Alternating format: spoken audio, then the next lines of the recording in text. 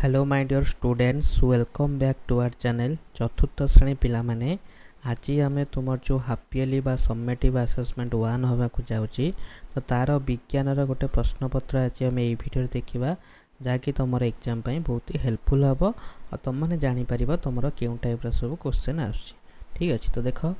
तो छात्र छात्री नाम जगार तुम एठार तुम नाम लिख तुम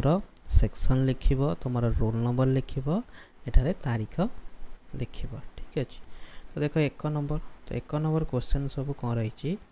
ना करे रही मशारी टांगी शोवा कहीं तो पिला माने तुम मैंने सब शोला मशारी टांगी शोथुब कहीं मशारी टांगी शोब तार कारण लिख कारण आम कौन मशा दारू रक्षा पाइबापी आम मशारी टांगी शोई था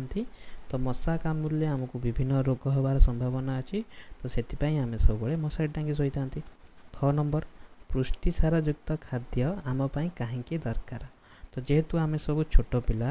तो आमर पुष्टिसार जातीय खाद्य खाइले कौन हम ना आम शरीर वृद्धि हम है स्नायु बढ़ आमर क्षेत्र स्थान शीघ्र पूरण हो तो यही सब कारण आम पुष्टिसार जातीय खाद्य खाइबा उचित। तापर देख ग नंबर क्वेश्चन रही गच्छ आमर कि उपकार करे लिख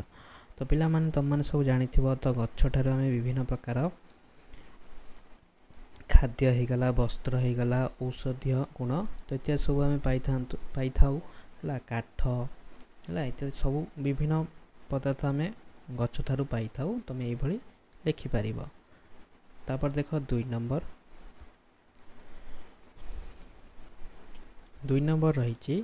बंदनी मध्य उपयुक्त शब्दवाची शून्य स्थान पूरण कर रही देख शाल गछर क्षीरु डैश मिले शाल गछर क्षीरु कौन मिले आमर झुणा। तापर देख ख नंबर आम देहरे दांत हाड़ को डैश खाद्य शक्त मजबूत करे सेटा होची धातु सार सेटा लिख धातु सार। तापर ग नंबर क्वेश्चन रही डैश से जल एक उत्तम पानीय तो आमर नलकूप जल हूँ आमर उत्तम पानीय तो एठार लिख नलकूप जल। तापर देख तीन नंबर क्वेश्चन रही निम्नलिखित उक्ति गुड़िक भूल थे भूल चिन्ह दब ठीक थे ठीक चिन्ह दब एडिस मशा कामुड़े डेंगू ज्वर होता है तो ये ठीक अच्छे तो ठीक चिन्ह दब। ख नंबर